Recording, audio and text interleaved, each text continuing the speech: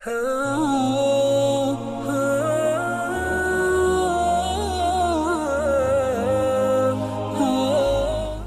باللہ من الشیطان الرجیم بسم اللہ الرحمن الرحیم سیقول السفہاء من الناس ما ولاہم عن قبلتہم التی کانوا علیہا قل للہ المشرق والمغرب یہدی من یشاء الی صراط مستقیم صدق اللہ العلی العظیم۔ یہ جو میں نے آیت تلاوت کی ہے دوسرے سپارے سورہ بقرہ کہ یہ سیقول السفہاء دوسرے سپارے کی پہلی آیت ہے، اور سورہ بقرہ کی یہ 142 ہے۔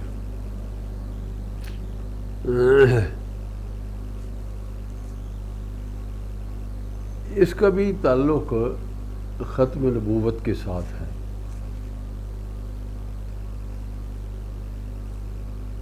حضور نبی کریم صلی اللہ علیہ وسلم اسلام کے مستقل اساسوں کو مضبوط کرنے میں مشغول تھے،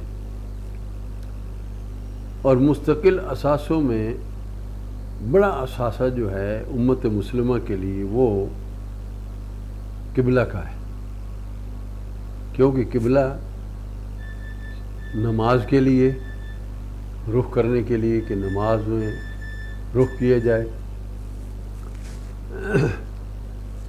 اور اتحاد امت کے لیے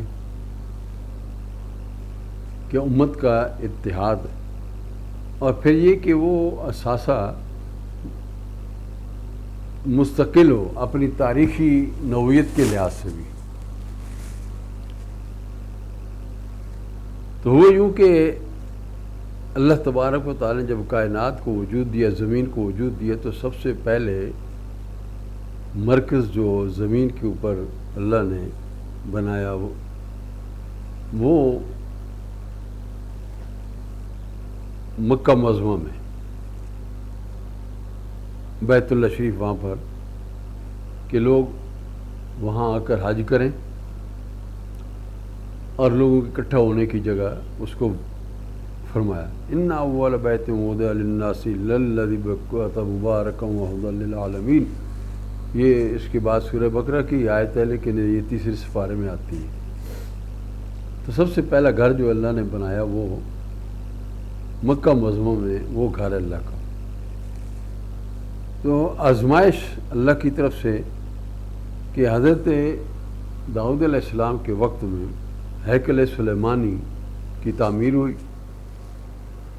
حضرت سلیمان علیہ السلام نے بیت المقدس میں ہیکل تعمیر کیا، اور اس کو اللہ نے قبلہ بنایا۔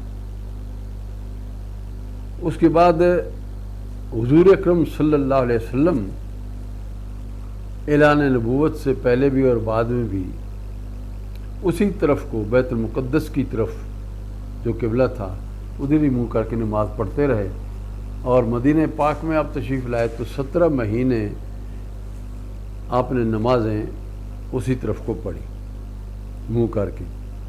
لیکن آپ یہ چاہتے تھے کہ چونکہ اب یہ دین قیم ہے، یہ مضبوط دین ہے، اور اب قیامت تک ہے، اور اس کے بعد کوئی نبی بھی نہیں آئے گا کہ جو مقنن ہو اور جو قانون کو نافذ کرے یا کوئی اللہ کی طرف سے احکامات دے، کیونکہ نبی وہ شخصیت ہوتی ہے کہ جو غیب کی خبریں دیتے ہیں۔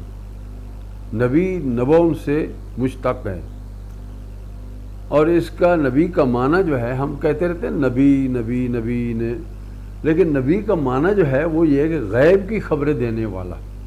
اللہ تبارک و تعالی نے اپنے بندے مخصوص کیے ہیں کہ وہ چیزیں جو عام انسانوں کی دسترس سے اور عام انسانوں کے حواس خمسہ سے باہر ہوتی ہیں۔ حواس خمسہ سے جن چیزوں کے وجود کا پتہ انسان کر لے وہ غیب نہیں ہوتا۔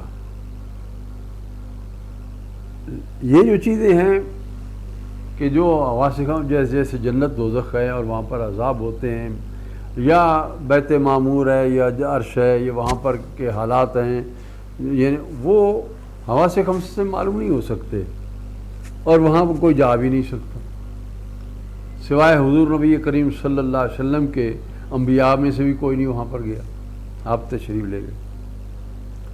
تو آپ یہ چاہتے تھے کہ دین کو میں مکمل کر لوں، تو اس میں قبلہ کا معاملہ بڑا ضروری تھا۔ تو اللہ نے فرمایا کہ میرے محبوب سیقولو ان قریب کہیں گے سفہا، سفہا کہتے ہیں بیوقوفوں کو، یعنی کم عقل، یہ کو سمجھ نہیں دی اس بات کی۔ کیا کہیں گے؟ ما ولناہم، کس چیز نے پھیرا ان کو؟ عن قبلتہم التی کانوا علیہا، عن قبلتہم، کہ جس قبلہ کی طرف یہ پہلے منہ کر رہے تھے، یعنی بیت المقدس کی طرف، کسی نے ان کو پھیر دیا، یعنی شکوک و شبہات پیدا کریں گے لوگ۔ تو فرمایا اللہ نے کہ قل للہ المشرق والمغرب، تو سارا حکم تو اللہ کا چلتا ہے۔ فرمائی میرے محبوب صلی اللہ علیہ وسلم کہ مشرق اور مغرب جتنے بھی ہیں وہ سب اللہ کے ہیں۔ یہدی من یشاء الی صراط مستقیم، جس کو چاہے سیدھی راہ پر چلا دے۔ پھر آگے فرمایا وَكَذَلِكَ جَعَلْنَاكُمْ أُمَّةً وَسَطًا لِتَكُونُوا شُهَدَاءَ عَلَى النَّاسِ وَيَكُونَ الرَّسُولُ عَلَيْكُمْ شَهِيدًا۔ فرمایا کہ میرے محبوب صلی اللہ علیہ وسلم اسی طرح اب آپ کی جو امت ہے اس کو ہم نے امت وسط بنایا ہے، افراط و تفریط والی امت نہیں ہے۔ احکامات دین انسان کی دسترس میں ہیں، جتنی انسان کی ہمت ہے اسی کے مطابق احکامات دین بجا لانے کا حکم دیا گیا ہے، اور یہ امتوں میں افضل امت ہے۔ کس لیے؟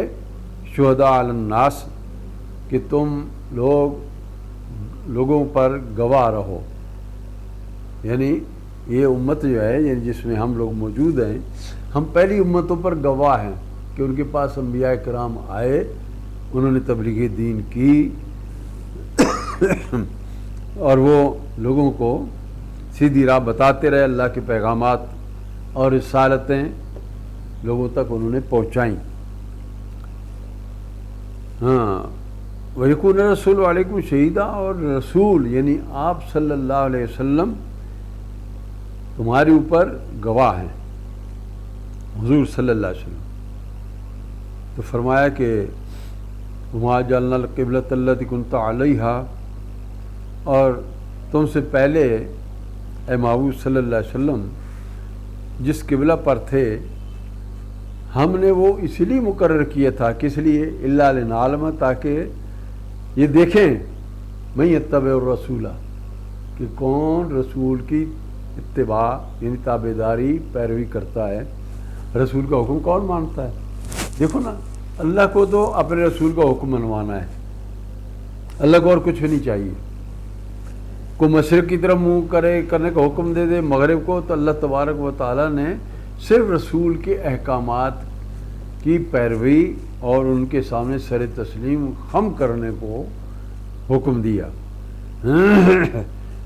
ممن ینقلب علی عقبیہ، اور ان میں کون ہے کہ جو الٹے پاؤں پھر جاتا ہے، یعنی رسول کے احکامات کو وہ بار خاطر میں نہیں لاتا، اپنی منمانی کرتا ہے۔ وَإِنْ كَانَتْ لَكَبِيرَةً، اور بے شک یہ بھاری تھا، کیا؟ قبلہ کا تبدیل ہونا۔ إِلَّا عَلَى الَّذِينَ هَدَى اللَّهُ، مگر ان لوگوں پر نہیں جن کو اللہ نے ہدایت دی ہوئی ہے، کیونکہ جو لوگ یہ اللہ کے احکامات مانتے ہیں کہ اللہ ہمارا معبود ہے، اللہ کا ہم نے حکم ماننا ہے، جیسے اللہ نے فرشتوں کو حکم دیا کہ آدم علیہ السلام کو سجدہ کرو، تو فرشتوں نے اللہ کے حکم کو دیکھا، یہ نہیں دیکھا کہ یہ کون ہے سامنے، اس سے کوئی غرض ان کو نہیں ہے، ان کو اللہ کے حکم سے غرض ہے۔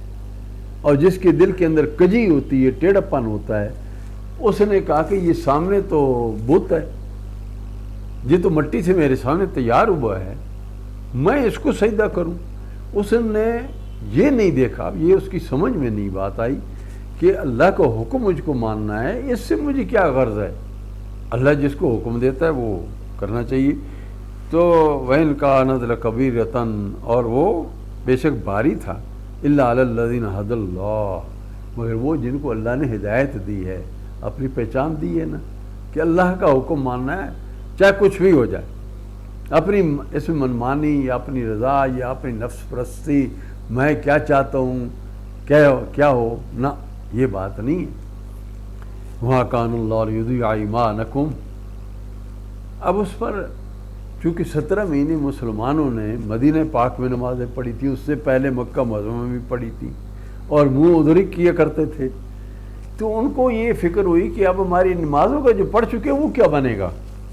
تو اللہ نے فرمایا کہ تمہارے ایمان کو کوئی خطرہ نہیں، یعنی گویا نماز کو ایمان کہا گیا.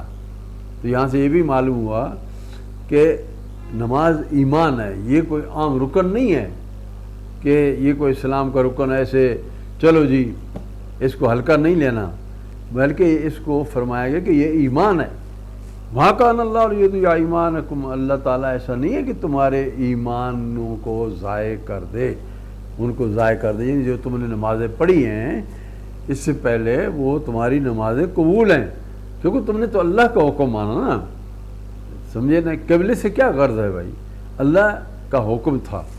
ان اللہ بالناس رؤوف الرحیم، بے شک اللہ تعالیٰ اپنے بندوں پر بڑا ہی مہربان اللہ ہے، بندوں پر بڑے کرم کرتا ہے اور اپنی نعمتوں سے نوازتا ہے.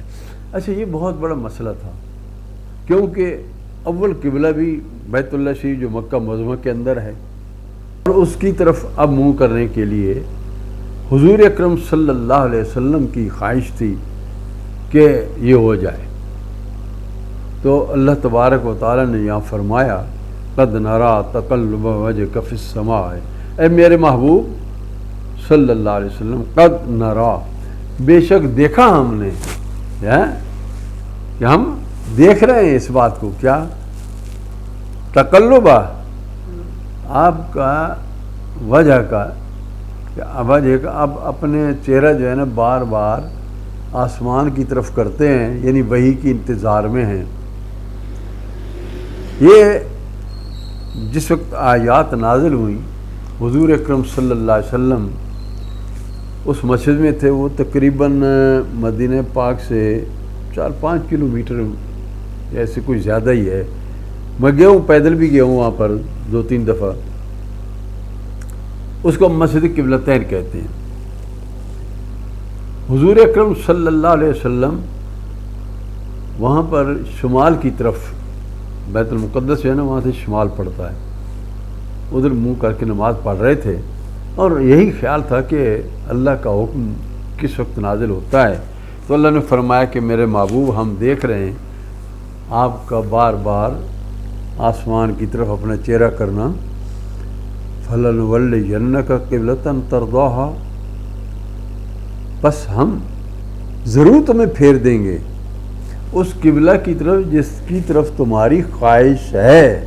ترضاہا، یہ اس کا معنی یہ ہے کہ آپ جس کو پسند کرتے ہیں. حضور اکرم صلی اللہ علیہ وسلم اس کو کہ یہ بیت اللہ شریف ہے، یہ اول قبلہ ہے، یہ وہی قبلہ ہے جو قبلہ ہے بیت معمور کے نیچے زمین پر.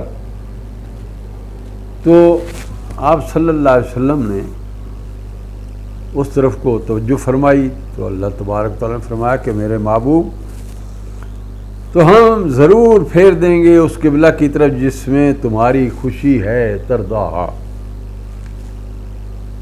فول وجهک شطر المسجد الحرام، اور ساتھ ہی بحالت نماز حکم آ گیا فول وجہ کا، اپنا چہرہ پھیر لیجئے. اے محبوب صلی اللہ علیہ وسلم اپنا منہ پھیر دو. کدھر؟ شطر المسجد الحرام، مسجد حرام کی طرف، یعنی وہ جو مسجد حرام مکہ معظمہ کے اندر ہے اس طرف کو آپ اپنا منہ کر لیجئے. اب یہ حکم آیا. حضور اکرم صلی اللہ علیہ وسلم عصر کی نماز جیسے حدیث میں ہے، روایات میں آپ عصر کی نماز پڑھا رہے تھے، 2 رکعت نماز ادا ہو چکی تھی، 2 رکعت ابھی باقی تھی، حکم آ گیا اللہ کی طرف سے۔ اب یہ نہیں کہ بھائی سلام پھیر کے تو اب پھریں گے نا، اسی طرح بحالت نماز حضور اکرم صلی اللہ علیہ وسلم پھر کر جنوب کی طرف آ گئے، کیونکہ وہاں سے بیت اللہ شریف جو ہے مسجد الحرام وہ جنوب کی طرف ہے، یعنی بالکل شمال سے جنوب کی طرف پھر گئے، یعنی جس طرف پہلے پشت تھی اس طرف کو اب رخ مبارک کیا اور آپ آگے آ گئے۔ اب صحابہ کرام رضوان اللہ علیہم اجمعین جو شریک جماعت تھے، انہوں نے آپ صلی اللہ علیہ وسلم کے پیچھے رخ جنوب کی طرف کر لیے۔ وہ سمجھ گئے اس بات کو کہ قبلہ تبدیل ہو چکا ہے، تو اس مسجد کا نام مسجد قبلتین ہے۔ عرض کرنے کا مدعا یہ ہے کہ یہ دین پکا دین ہے، جیسے فرمایا کہ الیوم اکملت لکم دینکم واتممت علیکم نعمتی ورضیت لکم الاسلام دینا۔ آج کے دن دین تمہارے لیے تمہارا مکمل کر دیا گیا اور تمام نعمتیں تمہارے اوپر مکمل ہو گئی۔